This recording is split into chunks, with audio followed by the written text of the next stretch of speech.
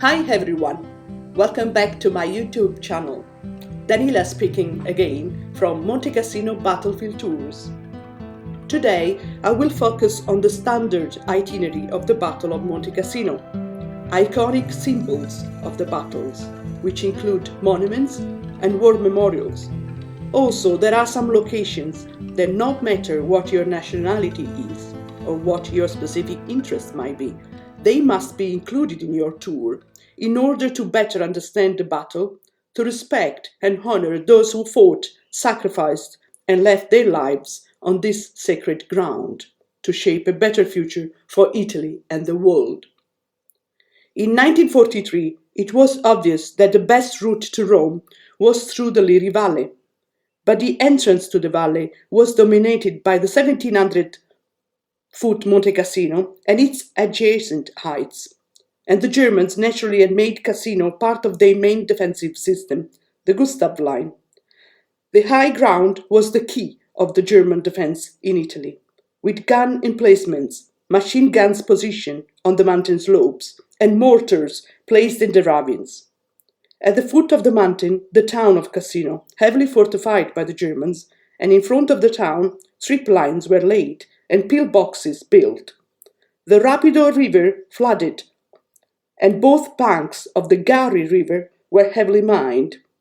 What had been a formidable natural mountain and rivers barrier was made infinitely more so by Germans' engineering skill, and as a result, Cassino blocked the northward progress to Rome of the Allied forces for 5 long months and inflicted shattering losses upon them.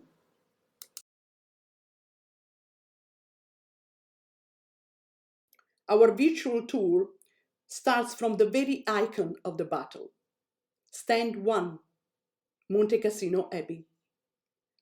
The strategic importance of Monte Cassino had been recognized well before the Second World War, in the first place by the Volsci, Volsci, a population who conquered a large area from Anzio to Cassino around the 7th century BC.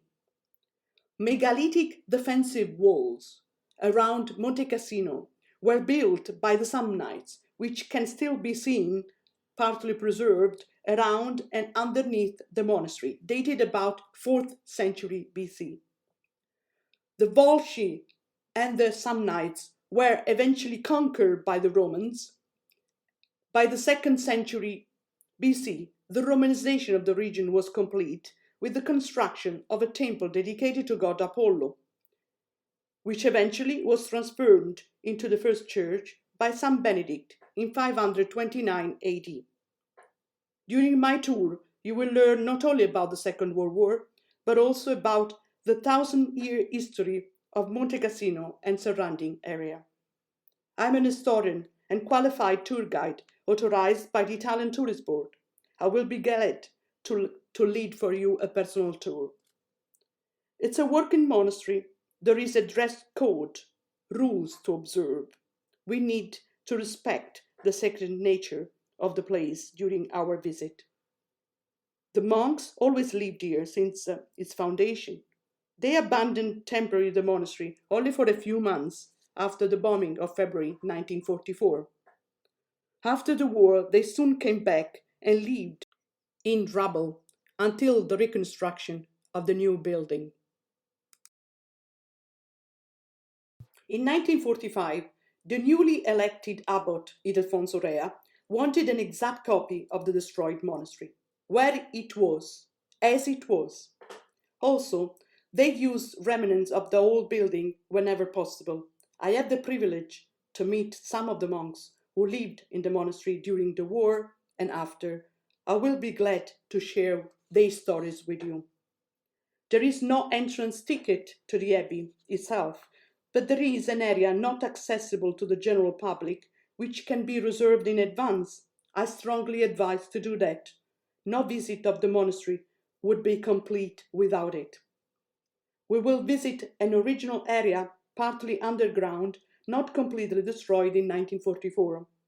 The cell of Benedict and the remaining of the Roman tower, where he lived. During World War II, some of the civilians were hidden here. The church of San Marti, with the windows donated by the veterans of Monte Cassino with their insignia. We will also visit the cloisters, the church, but also an interesting museum and the World War II exhibit with the pictures in grand scale of Monte Cassino before, during, and after the reconstruction. Stand number 2, the Polish War Cemetery. We often refer to the Italian campaign as the forgotten campaign.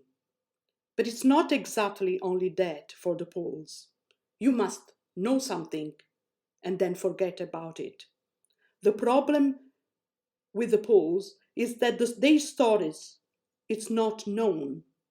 The story of the Second Polish Corps and their involvement in the Italian campaign is still unknown by the majority of the visitors, unless, of course, they have a family connection.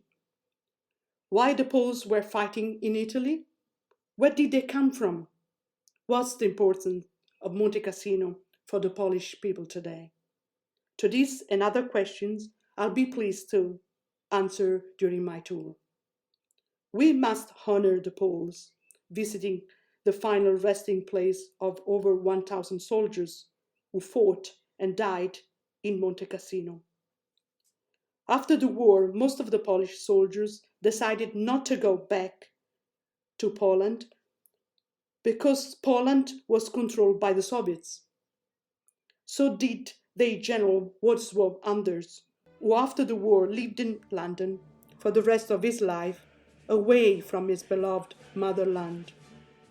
Though his wish was to be buried among his men in Monte Cassino, his body was brought during a poignant ceremony held on the 23rd May 1970. After 40 years, also his wife, captain in the Polish army, Irena Renata Bogdanska Anders, was brought here and interned next to Anders. May they rest in peace. I've been to Poland 4 times in the last year to learn more about the Poles, visiting museums, sites, battlefields. I have an immense admiration for their honorable fight. I always speak so highly of the Poles during my tours that once a person asked me, "Does your family still live in Poland?" Well, no, I'm not Polish. I'm 100% Italian, and my family has been living here for generations, but my heart also belongs to Poland and to the other nations who fought for my country. Sadly, the Polish contribution was not recognized for a long time.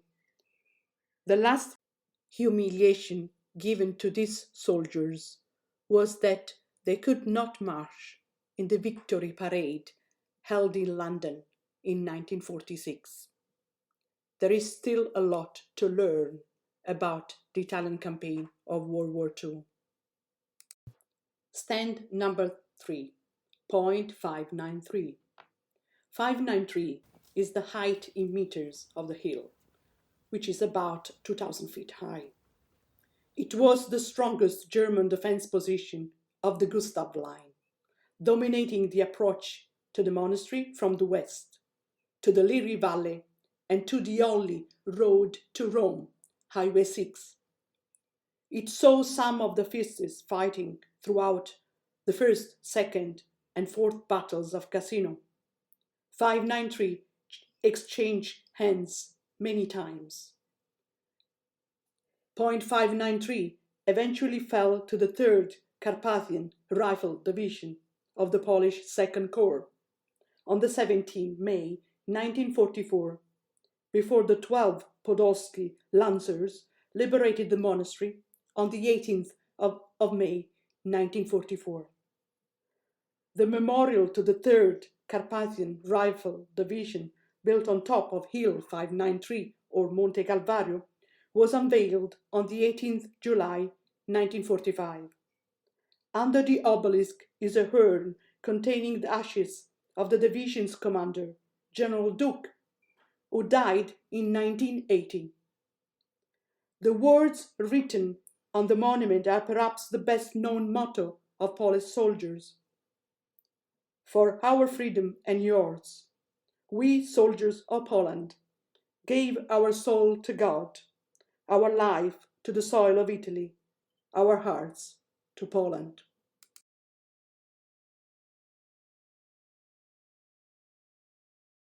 That's the end of part 1 of Monte Cassino virtual tour.